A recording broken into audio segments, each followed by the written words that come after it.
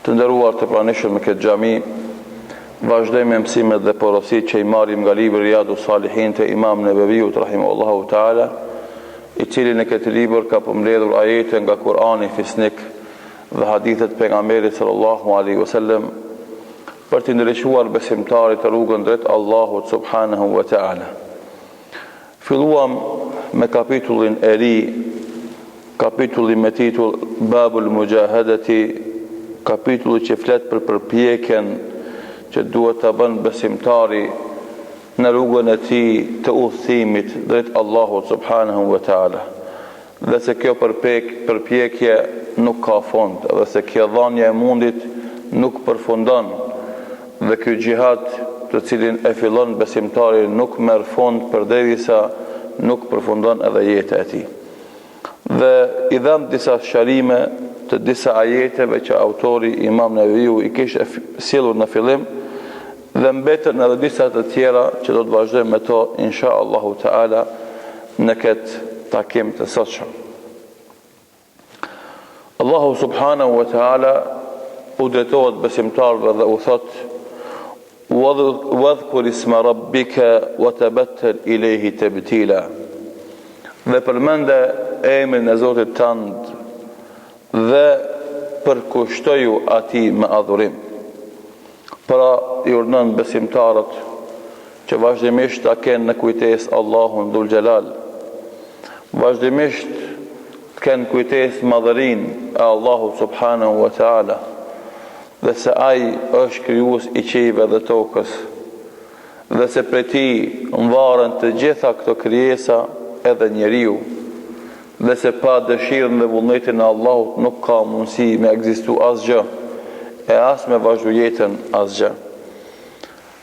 Pas këtij përkujtimit të emrit të Allahut dhe madhërimit të tij subhanahu wa taala, i urdhnon Allahu Dhul Jalal Muhammedin sallallahu alaihi wasallam, e njëherëzit edhe i urdhnon besimtarët ndjekësit e Muhammedit sallallahu alaihi wasallam: "Wa tabattal ilayhi tabtila", dhe përkushtoju dhe veçohu për të adhuru Allahun me adhurim të vërtet. Pra, leni mazdore angazhimet e dunjas, problemet e familjes, çështjet materiale, leni mazdore dhe cakto kohë kur ti ke me adhuru Allahun. Për cakto për veti angazhim me të cilin do të madhnosh dhe adhurosh Allahun subhanahu wa taala. Normalisht se njeriu shpesh ndodh që të mashtrohet me punët e dunjas. E mashtron familja, e mashtron fëmijët, e mashtron dyqani, e mashtron pasunia, e mashtron shoqënia, e mashtron posti, e mashtron pozita, e mashtron fama, e mashtron forca. Pra mashtrimet që i vijnë njëritën të lloj-llojshme.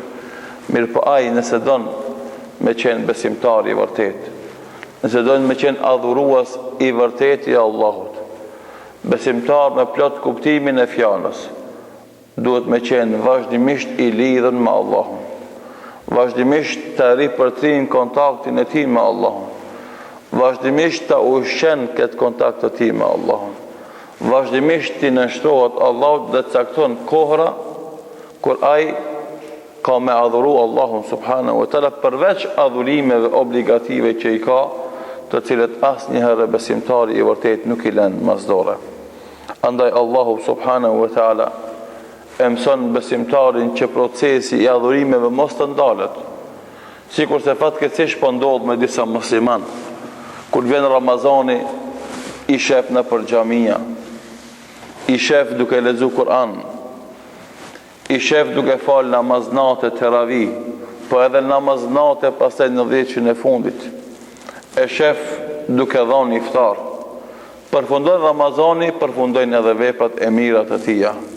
Pra ky njeri nuk është adhurues i Allahut i plot, e adhuron Allahun atëherë kur adhurojnë të gjithë Allahun në mënyrë masovike dhe në mënyrë sezonale, apo atëherë kur i lehtësohet adhurimi dhe i lehtësohet mposhtja e epshit të tij. Mirë për momente tjera kër e ka ma vështirë, se të gjithë nuk dalin sabah në xhami, se të gjithë nuk agjërojnë jashtë Ramazanit vullnetarisht, se të gjithë nuk japin sadaka jashtë Ramazanit, atëherë nuk e gjenë atë në mesin e besimtarëve. Nuk e gjenë për atyre që vazhdojnë madhurime, vazhdimisht atë të jenë gjallë. Edhe këtyre, u thot Allahu subhanahu wa ta'ala, fa idha faragta fansab, dhe kur ta përfundojsh një adhurim, ngritu për adhurimin tjetër. Dhe proces që nuk ndalet, proces që vazhdon, proces i cili kërkon për teje mund, kërkon për teje angazhim, kërkon për teje përpjekje. Ashtu si kurse punët e dunjas nuk po ndalen. Ashtu si kurse njeriu për çdo ditë punon për dunja dhe nuk lodhet.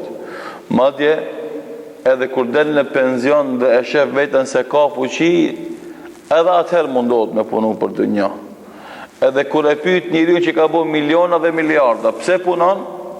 Se ti s'ki nevojë për punë, se ki pasuri boll. Ai përsëri thot kam nevojë me punu dhe duhet me punu, se pa punë nuk rihet.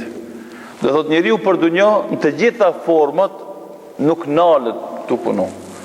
Po flas për dunjan se të na kur kush s'po punon. Ose shumë pak janë ata që punojnë. Mirë po në përgjithësi njeriu i dhënë mas dunjas, i dashuruar në dunjan, i cili e ka kuptu veç dunjan, ai punon vazhdimisht në nuk nalet. Para mendoni për një dunja kalimtare, ku knatësia më e madhe pason me keq ardhje, me dhimbje, me piklim dhe me lot. Mundohet njeriu dhe nuk nalet, punon dhe jep mundin e vet dhe nuk përfundon kjo derisa ai ka mundësi me punu. Para mendoni për ahiretin, para mendoni për xhennetin. Sa duhet me dhanë mund? Për shembull, e bën dikush një punë të madhe, sikur se është xhihadi në rrugën e Allahut dhul xhelal. Edhe mendon se ka vë punë qaq të madhe, saqë fillon edhe mburret edhe krenohet me te. Edhe dëshiron që të lavdërohet për te. Edhe çka ndodh me këtë e humbë shpërblimin në asaj pune të madhe. Tjetri dietar nuk ka kategori më të lartë se t'ju mësosh njerëzve fenë Allahut dhul xhelal. Mirë po, me këtë adhurim të madh mashtrohesh, e të rritet mendja edhe ki qef lavdin edhe lavdrohesh.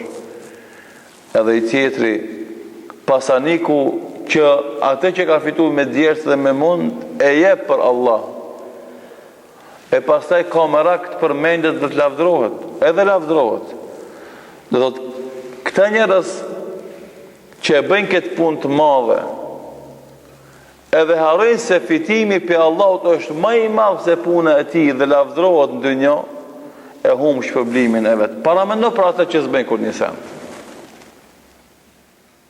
Dhe thot, kur këta që japin mundin e madh, përpjekjen e madhe, kontributin e madh, mirë po, harrojnë shpërblimin për Allahut dhe sfitojnë kur një send, para mendoni ai që s'ban kur gjan, si ka mundësi me fitu diçka. A nuk ja vlen që për atë xhenet që kënaqësia më e vogël është më e madhe se dunjaja dhe çka ka në te. E mos flasim për kënaqësinë më të madhe. Ajo është mundësia për ta pa madhinë e Allahut dhul xhelal. Nëse njeriu kur ja din vlerën fitimit, qohet sabaherët dhe fillon me kërku riskun e vet, pse e shijon kënaqësinë e fitimit, e shijon kënaqësinë e pasurisë, edhe nuk lodhet. Po, unë e kum pa njerëz që punojnë dhe nuk lodhen. Edhe kur lodhen, thënë normal është mu lodhë, se ja vlen. Mirë po, shumë më të rallë, apo më të pakt në rrethin tonë, janë ata që kur ti shofsh se po lodhen në ibadet, me thonë, ja vlen. Edhe kjo është pak për atë që na jep Allahu dhul xhelal. janë momente të rianalizimit të pozitave tona në lidhje me ibadetet. Si duhet na me kuptu adhurimin. Për shembull, vjen sabah, duhet special me detyru veten tonë me orë sabah. A në realitet vullneti, dëshira, vetdia për shpërblimin që e fiton, duhet me qenë aq e madhe, aq e flakt, aq e nxehtë, sa që kur të vere vakti sabahut me të kallët për mrena, edhe ti më uzgju pa ku një farë problemi. Ashtu si kështë ndodhë me një pjesë të gjematit pleq, Allahu i rujt dhe u dha shëndet edhe të mira. Që kështë kemi përmendë dhe ndesit e kalume, pa e kur disatin e qohet. Se ka mbush zemra me bindje, se kështu fillon jeta e besimtarit, dita e besimtarit. Andaj fejda farag të fënë sab, ku ta përfundojsh një adhurim, filloj e tjetër. Si kur se bën tregtari, kur e përfundon një tregti, e fillon tjetërën, nuk nalet. E përfundon një biznes, e fillon tjetërën, nuk nalet. Unë alas kun pa njëri që i ecë puna është nalë. Pse thot vallai boll, i bona 1 milion tash po të sfodu, alas kun pa. E pse ai s'fonalet, e ti po nalesh? A thu valla ajo që fiton ai është më e madhe apo ajo që e fiton ti është më e madhe? Për këto mendje të muslimanëve dhe zemrat e tyre që nalen për veprave të mira, të cilat janë shpërblim i Allahut për ta në dunjë para se të fitojnë shpërblimin për to në ahiret. Edhe një herë, për këto mendje dhe zemrat e muslimanëve që veprat e mira për ta janë shpërblim i Allahut në dunjë para se të jetë për ta për këto vepra shpërblim i Allahut në ahiret. Se është dhunti i Allahut me bo vepra të mirë në dunjë. Është alamet se Allahut të don me ta mundsu me bo një vepra të mirë në dunjë. Andaj në momentin kur ti e bëra atë vepra të mirë, gëzohu. Edhe ai gëzim të shtenti me vazhdu në atë vepra të mirë, kur ta përjetojsh gëzimin e veprës të mirë, vazhdon me veprën tjetër. E lutem Allahun dhul xhelal që vazhdimisht na bën për atyre që kur e përfundojnë një vepër të mirë, vazhdojnë me tjetrën dhe nuk lodhen dhe nuk ndalen. Rruga është e gjatë, është e mundimshme, ka pengesa, ka vështirësi, mirë po dije se të paguhet, dije se ja vlen, dije se gëzimi më i madh i përjetimit e këtyre të gjitha këtyre mundimeve është gëzimi i arritjes në finalen, në finishin, në fundin e rrugës. Pastaj, kur e kemi parasysh se të gjitha veprat tona, sado që janë të vogla, vlerësohen, shpërblehen. Në dunjë për shembull, ti nëse e bën një punë të vogël, ndoshta dikush nuk ta vlerëson. Për shembull, je duke ecë rrugës, një gur i vogël është në rrugë. Gur i vogël, nuk është shumë i madh që e pengon qarkullimin e makinave, veturave. Mirë po është i vogël që ka mundësi për shembull me rrok një qosh, një skaj i gumës, edhe ai me rshit e me thirr një xham dyqani apo një xham shtëpie, apo zotin e rujt me i ra dikujt në sy me qoru, apo me i ra dikujt trup me lëndu. Edhe ti e largove për rrugës. A tha dikush faleminderes, nuk thot askush. Pse thot, po në madhe gur i vogël. Pse ai nuk e vlerëson se pa ju bë atij bërlloku i madh me azon hund me me erë të keqe. Edhe pa qenë një grumbull i madh i bërlloqeve në rrugë që t'ja pengon atij qarkullimin me veturën e tij, ai s'ndërhyn me pastru oborin apo lagjën e tij apo rrugën e tij. Edhe andaj kur ti e bën një vepër të mirë, të vogël që shumë pak njerëz e shohin apo askush e shef, kush nuk thot Allahu shpërblet faleminderes që e bën këtë vepër. Andaj pa bën një vepër të madhe për ta pa këtë dunjë, njerëzit nuk thënë faleminderes. Mirë po te Allahu xhelal jo, nuk është kështu. Edhe një argument plus pse na duhet me vazhdu me vepra të mira. Pse na duhet me vazhdu me punë të mira. Pse çdo punë të mirë që ti e bën, le të jetë sa të jetë e vogël ajo. Le të jetë sa të jetë e padukshme për njerëzit ajo. E pavarëtur për njerëzit ajo. Dije se Allahu e shef, Allahu e vëren dhe Allahu e regjistron. Dhe këtë e ka treguar shumë qartë në Kur'an. Dhe ka thonë Femen ya'mal mithqala dharratin khayran yara, wa men ya'mal mithqala dharratin sharran yara. Kush bën sa një grimc atomi vepër të mirë, ka për ta pa para Allahu ditën e Kiametit. Wa men ya'mal mithqala dharratin sharran yara, dhe kush bën sa një grimc atomi vepër të mirë, ka për ta pa. Andaj kur e din se ki kështu Zoti që edhe punët më të vogla që njeri nuk i sheh me sy, Allahu i shef, i vëren dhe i regjistron. Po kjo t'je vullnet hala me punë të mira, mos munal. Se mërzitet njeri kur dikush që ja shef punë të mira, thot, be ki populli jem s'po ma din mu vlera. Kështu s'kan menu sahabet, e as tabiinët, e as ulemat mas tyre. Kanë bë punën, kanë bë mundin, do shta kone vetë kur kush va ka ditë. Ama mas 1000 vjetëve, vjen dikush edhe ja din. Vjen dikush edhe e përmen. Vjen dikush dhe e bën imam të vetin, lider të vetin.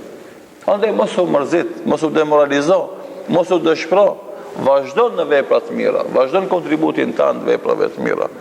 Normalisht vin pengesa, vin peripeceti, vin fitne, vin sprova, vin telashe, vin trysni dhe presione mbi kokë, por ti vazhdo në veprat e mira, sepse ato janë ushqimi i imanit tanë.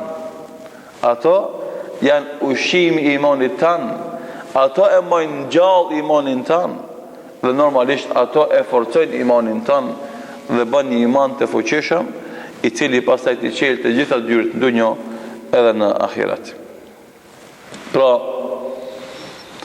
ky ajet i inkurajon besimtarët, i motivon besimtarët, i stimulon besimtarët me bo vepra të mira, se çdo sen që bëjnë kanë me gjetë te Allahu subhanahu wa taala dhe mos me i nënshmu veprat e mira. Siç ka thënë pejgamberi sallallahu alaihi wasallam, wala tahqiranna min al-ma'ruf shay'a. Asnjë vepër të mirë mos e nënshmoni. Walau an talqa akhaka biwajhin taliqin, sfaku, nëse s'mundesh më shumë, kur takohesh me vëllaun tënd, ti jesh i buzëqeshëm ndaj tij. Buzëqeshja është një gest, është një lëvizje shumë e vogël e fytyrës. Nuk duhet shumë më shumë. Mirë po, që ka shpërblim, që ka sevap.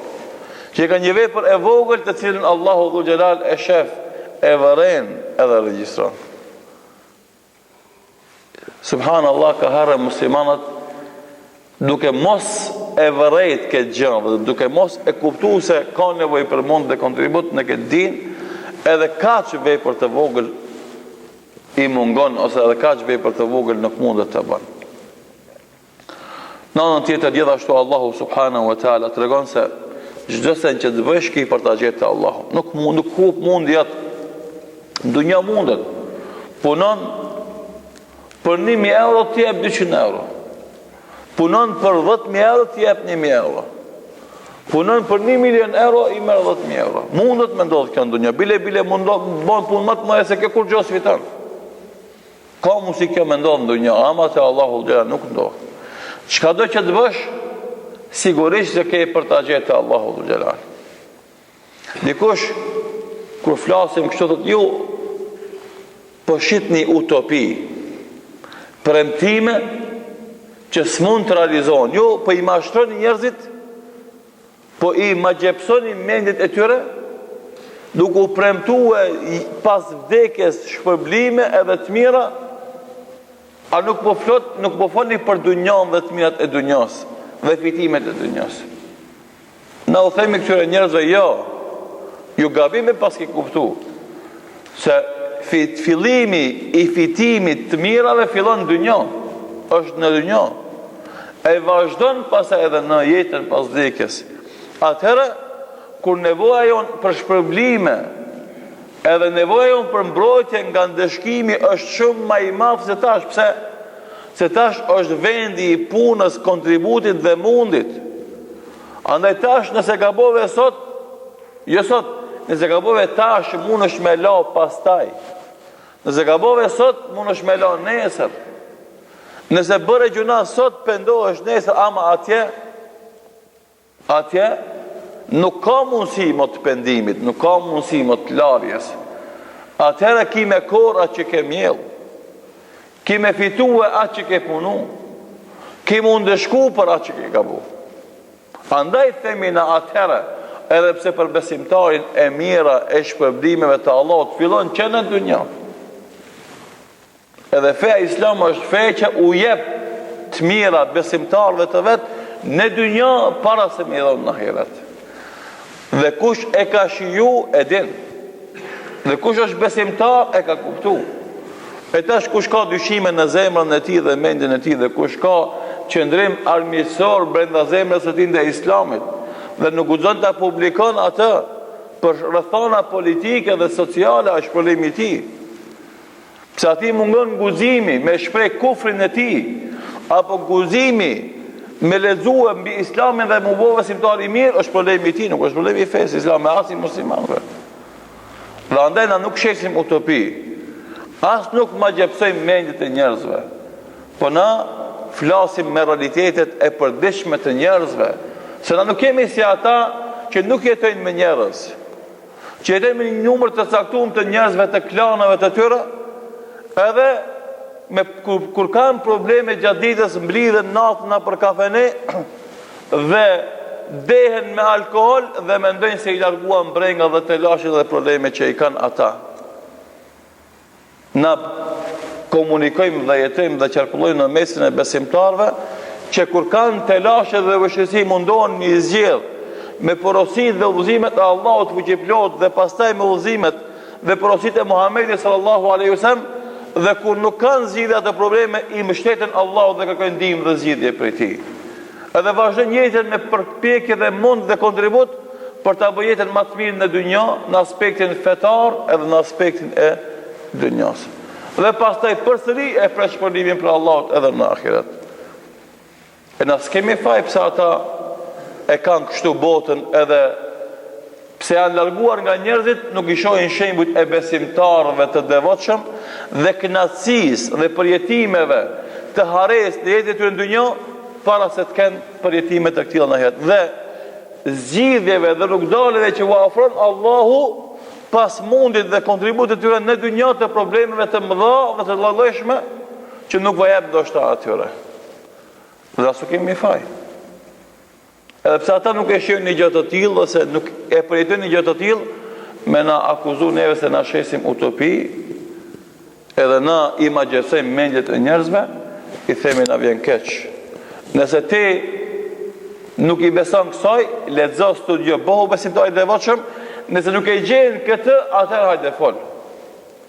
Nëse nuk e shijon këtë, atëherë hajde fol. Ama ti pa e shiju, pa qenë besimtar, ti s'munësh me demantu këtë që na e themi, ose nëse nuk i beson kësaj fesë islame, bëu trim i guximshëm, deklaroj atë dhe ta di me ka kemi punë e mos u fsheh pas mos u fsheh pas gëzofit të qingjit kur ti përmenda je ujk apo ari. Thot Allahu Jalla wa ma tuqaddimu li anfusikum min khairin tajiduhu inda Allah huwa khairan wa a'zama ajra. Dhe çdo gjë që ju bëni për Allahun dhe çdo gjë që ju bëni për veten tuaj nga të mirat do ta gjeni te Allahu. Shikoni, çdo gjë që bëni për të mirave për ju do ta gjeni te Allahu. Do të fituesi kryesor i veprave të mira je ti, nuk është Allahu. Allah nuk fiton për adhurimeve tona, për namazeve tona, për sadakave tona, për agjërimeve tona, për bamirësive tona, nuk fiton asgjë. I vetmi, apo të vetmi që fitojnë për këtyre jemi na njerëzit. I vetmi jam une që bëj veprën e mirë, dhe na që kemi në mesin ton as i burat të mirë. Po se edhe na fitojmë gjithë si kolektivitet për njerëzve të devotshëm. S'paku jemi sigurt se askush natën nuk hin me na vjedh dhe plaçkish shtëpinë. Muslimani kur jeton me një rreth të muslimanëve të devotshëm, flen rahat, nuk ka frikë se dikush natën ka me plaçkish shtëpinë. E mos ketë garancë tjetër apo fitim tjetër përveç kësaj, do të mjaftonte për lavdim apo lavd edhe falendrim të islamit. E mos flasim për punën e narkomanisë, për punën e prostitucionit, për punën e gjunave dhe gabimeve tjera që ndodhin shoqërore, ato janë plot. Andaj Çdo gjë që të bëjmë na prej të mirave, ato janë për ne. Dhe ato vepra të mira që i bëjmë, që janë në fitimin ton, do të gjejmë te Allahu Dhul Jalal, pse huwa khairan wa a'zama ajra, se Allahu jep edhe më shumë sa bëjmë na të mira, edhe shpërblimet e Allahu janë më të mëdha. Pra, edhe kjo është një inkurajim dhe motivim shtesë për besimtarin, që ta dinë se çdo sen që e bën, Allahu shumë më shumë e shpërblen, edhe shumë më shumë ka me gjetë te Allahu subhanahu wa ta'ala. Dhe thot, wa ma tunfiqu min khairin fa inna Allaha bihi alim, dhe çdo gjë që shpenzoni për të mirën, Allahu e din. Dhe ky ajet vërtetimi asaj që thash pak më herët. Mos mendo se nëse njerëzit nuk ta dinë, e ke bëti një punë të madhe po të fshehur, një punë të madhe të mirë po të fshehur. E tash vjen shejtani edhe të bën vezvese të veshje dhe thot, ej, po ti çfarë punë të madhe ke bërë, kur se ka marrë vesh. Njerëzit bëjnë punë më të vogla se të mira, këtë dunja i merr vesh. Dikush një punë shumë të vogël, 10 televizora kanale kanë nxjerrë në media. Ti sa punë të mëdha po bën askush se din. Çka i themi në këtij besimtari që i vjen shejtani i bën vezvese në vesh? I themi wa ma tunfiqu min khairin fa inna Allaha bihi alim. Çdo vepër të mirë që ti e bën dhe shpenzon për të, dije se Allahu e din. Çfarë do të thonë kjo? Kjo do të thonë që mos u habit, mos u zhgënje, mos u mashtro. Pse njerëzit se kanë marrë vesh, kjo vepër ka met e pastër, e sinqert vetëm për Allahun Dhul Jalal. Nuk ka marrë hisën këtë vepër askush, ka met veç për Allahun. Se kur ta marrë vesh këtë dunjoja, ti ndoshta në fillim se ke bo për njerëzit, ke bo për Allah. Ama kur fillojnë me të lavdru njerëzit, të vjen pak mirë. Pak, domethënë, të kënaqet shpirti me lavdin e njerëzve, edhe fillon ka pak me të shkrinja ajo puna e mirë, me të bu ma e vogël. Dikuj do shta kejt i shkrinjet, i hupë se ma për kejt, kur fillon edhe e ndron një jetin. Dhe kjo është mesele e njerit e kemi qaru shumë hera, pra një vepër që e bën besimtari për Allahun sinqerisht, në start, e pastaj pas një kohë i paraqitet riaja, do të shikohet cila është më e madhe, a sinqeriteti a riaja. Nëse është riaja më e madhe, e zhduk, e djeg veprën e mirë. Nëse jo, nuk është më e madhe se sinqeriteti, metet vepra e mirë, po domethënë i humbët pesha dhe fuqia që do të kishte po të ishte tërësisht e sinqert. Dhe për këtë shkak, ti që ke bërë këtë punë të madhe dhe se ka marrë vesh askush, gëzohu. Dhe ulemat e selefit kanë thonë, besimtari i devotshëm duhet të ketë sekret mes tij dhe Zotit vet. Besimtari i devotshëm duhet të ketë sekret mes tij dhe Zotit vet. Do duhet të ketë sekret vepër të mirë që e ka bën edhe se ka ditë askush veç Allahut. As gruaja e vet, as fëmia i vet, as shoku i vet, askush veç Allahu Dhul Jalal. Një vepër e pastër, e kullume, e sinqert, e vërtet, e veçantë vetëm për Allahun Dhul Jalal. E kjo është ajo që duhet na inkurajon edhe më shumë, që me ta ta gëzojmë veten para se me e gëzu Allahun Dhul Jalal, edhe pse duhet të jetë qëllimi për të gëzu Allahu vazhdimisht, se ajo është qëllimi final për cilin na jetojmë dhe punojmë dhe veprojmë, dhe kështu të vazhdojmë jetën vazhdimisht duke bërë vepra të mira dhe duke u kënaqur me to në dunjë para se të kënaqemi me to në ahiret me shpërblimet e Allahut Dhul Jalal. Pra këtu përfundojnë edhe ajetet që ka përmend Imam Neveviu rahimahullahu taala, që pastaj të fillon me hadithet me radhë inshallah taala në dersën e ardhshëm vazhdojmë me hadithin e parë në këtë kapitull apo hadithin e 95 që nga fillimi i librit duke lutur Allahun Dhul Jalal vazhdimisht në sinqeritet në fjalë dhe vepra, duke lutur Allahun në ditë të dobishme dhe vepra të mira, na bën para tyre që vazhdojnë në veprat e mira dhe mundohen në këtë rrugë derisa të takojnë Allahun Dhul Jalal. Wallahu ta'ala a'lam, sallallahu ala Muhammedin wa akhiru da'wana alhamdulillahi rabbil alamin.